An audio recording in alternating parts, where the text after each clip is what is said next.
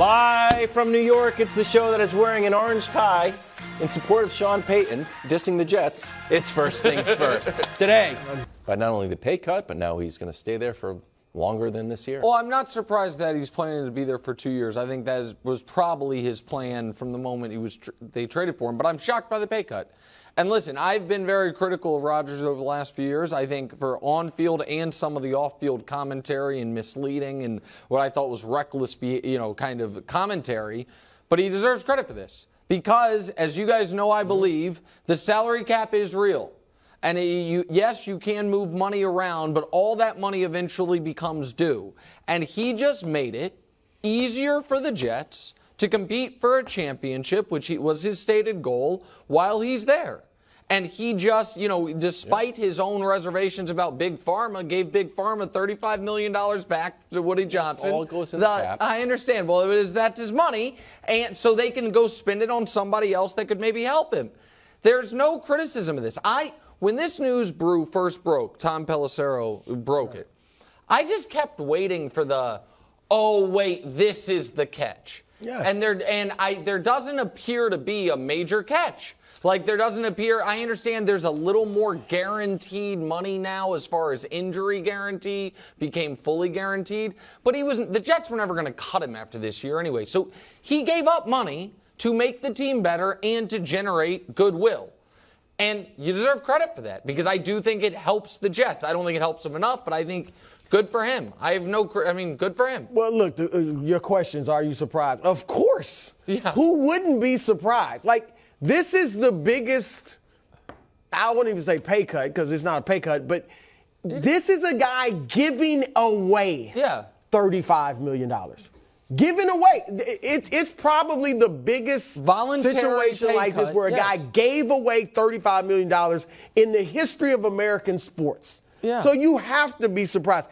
I like it for this reason. If I'm a Jets fan, and I know you're not going to like this, Wildes, he's all in. He is all in. Yeah. All of that, I looked at the trophy from 1969, and it looks lonely. That's all of that, I'm so excited to be a Jet. All of that, I'm pinching myself. I don't know if he said those exact words, but that's what he's giving off. It's real.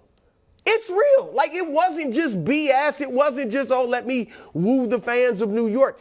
For whatever reason, he is like all in. And when a guy that just 2 years ago was the MVP is all in like this, if I'm a Jets fan, I am hyped. Now, I don't agree with you, Nick, I get, obviously, that it can theoretically help them get more players. They're not about to give Dalvin Cook $30 million. No, but for next year. It helps them a ton for next year. But he could have pushed it down because he stretched some of it out for 5 years. Mm-hmm. He could have done more of that. Like, I think in theory that's fine. But I'm looking like, okay, where's the guy? Like, they have enough talent. And I know you can always add more. But I just think the only thing that makes sense to me, I don't think that doesn't make sense to me. None of this makes sense to me except what I heard from Mike Florio. I'm going to give him credit. Okay. He said that he heard about the deal happening before it did. He heard that Rodgers wanted an equity stake in the team as part of the negotiations. Yes. NFL, of course, nixed that. Yep. So he thinks that Rodgers is doing making some goodwill with Woody Johnson so that 5, 6, 7 years down the line, he will get an ownership stake after he retires and make the $33 million. Right. But can I just say something? It could happen back then. If that happens, Brady's about to get got ownership stake with the Raiders. Yes, sure. But if that happens, that is a circumvention of the salary cap. It is against the rules, and I take back everything I said. But people won't know. I get what it is. No, you won't be able to prove it.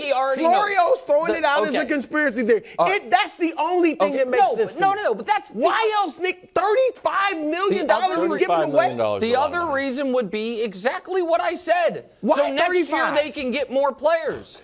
So next year they got a top 5 defense. They got great receivers. They got great running back. They may add Dalvin Cook. And when they win 8 games this year, you know what we're going to say? They need to add more good players.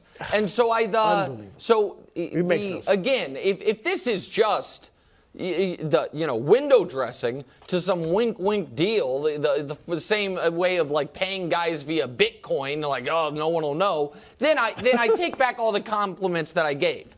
But I don't think that's what it is. I do think that Rodgers is trying really to engender goodwill with the Jets fans, the Jets media, everything. Does he need to? He's Aaron Rodgers. The Jets they're rolling out the red carpet, Nick. The fans love him. Okay, well. Already before that. All I know is he gave up the money, and it seems like there's two plausible explanations. He did it to help the team, or he did it because he and Woody Johnson are a half-decade away from being embroiled in one of the biggest scandals in league history. I'm going to go ahead and go with... If they were in the DeAndre Hopkins business and Dalvin Cook, who are the guys they're adding this year? But it's for next year, Brew. But can I say one other thing real quick before we move on? Man, I wish I could have been around the Packers this morning when they got this news. Because they got to be livid. Twofold. One is... they would have gotten even better draft return if this was the contract the Jets were trading for.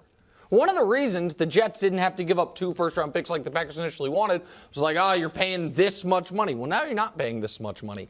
And seeing Rodgers be this all-in and this team-oriented when 18 months ago he held the Packers' feet to the fire for this contract, I'm sure the folks, Mark Murphy and such in Green Bay, didn't love this news. He also called Jordan Love the other day.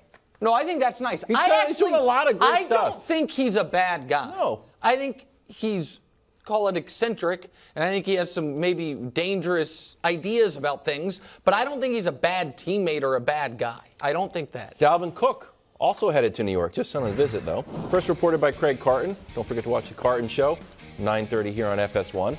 Here's Dalvin's numbers from last year. 4th straight season with 1,100 rushing yards. He had 8 touchdowns. He had almost 300 receiving yards and 2 receiving touchdowns, and the Vikings say, thanks for that, but we're going to release you. Yeah. So, and the whole league we're almost August, and he's unsigned. Well, he's coming to. Yeah. I'm not even playing with the Patriots part of it. He might come to the Patriots. I mean, I know. Listen, we put on the screen that Craig reported this. I understand some of you like that. Oh, a lot of people reported this. Craig had this first before anybody yesterday tweeted it, and then some of the other NFL insiders have reported on their own. So shout out to Craig for getting this. He seems to have a lot of really good Jets information right now. Listen, he's a really good player who's been available all offseason for a reason, and I'm going to give you the same stat I gave you yesterday in relation to Nick Chubb, who also has had 4 straight 1,000-yard seasons. We have not had a running back have 5 straight 1,000-yard seasons since Chris Johnson did it in 2013. So it has been a decade since anyone at this position had 5 straight seasons of that level. I think he would make them better. I do not think the Jets are close enough to being a true contender to where Dalvin Cook puts them over the top. I think that they were a 5-12 team last year that ended up 7-10, and I think adding Aaron Rodgers and a natural bit of defensive regression, turnover luck goes the other way, makes them an 8 or a 9 win team this year. That's with or without Dalvin Cook. Look, I still haven't figured out which 2 teams from this division I'm picking to make the playoffs. You're allowed to pick 3. Technically, you could pick just 4. I know, but it's just, you know what I'm saying. I mean, with the AFC West and the AFC North. I mean, I could try to make a 3-team argument for all of them. Browns, That's Broncos, right. and Deshaun Jets. Watson is back, baby. These great teams. But the question is, does this make them Super Bowl contenders? And like Greg Jennings was saying the other day, if you get in the tournament, you're a contender. I know Jacksonville wasn't last year, but for the most part, when you get, were they a contender? Stop. Just were go they ahead. No, they were not a contender. Neither were the Chargers. They were Super Bowl contenders. Okay. Yes. But this team, they're not with team to this, pick since they won a playoff game. With this quarterback, if they get into the tournament, they're a contender. And Dalvin because Cook, he's such a good playoff quarterback. They don't know because he stumbles in the championship game. So I don't think if they get to the championship game, I won't be picking them probably. Probably. Okay. All right, but my point is this. I don't need Dalvin Cook. If I'm the Jets, I don't need him to get 1,000. I'm not saying he couldn't if he was just going to be the one guy, but they got Breece Hall. But with Breece Hall coming off the knee injury, that's why I do this like is it. great You for could, them. Absolutely. You could, at the beginning of the year, Yep. have, a 90-10 Dalvin to Breece split, and then it slowly go, you know what I mean, to where by the end of the year it's 70-30. I don't think it'll be 90-10. No, at I'm the saying beginning. if Breece is not fully ready at the Right, beginning of the year. right. You know what I mean? That you could slowly That's a ease great, him in. assuming Breece is close to what he was before the injury, that's a great tandem. That's what- right? It's about as good as a tandem in the league. I am a little confused by Dalvin Cook's availability. It's I know the he's had position, off-field. you know that. Well, no. The position is why guys aren't making a lot of money. It wouldn't explain why he's just unsigned. Other running backs got signed. Yeah, but I think teams are offering him lesser money than he thinks. I mean, I get maybe. I mean, And Zeke he still can't doesn't be have a job franchised. either, and I understand Dalvin has some legitimate off-the-field concerns that maybe scared some teams away.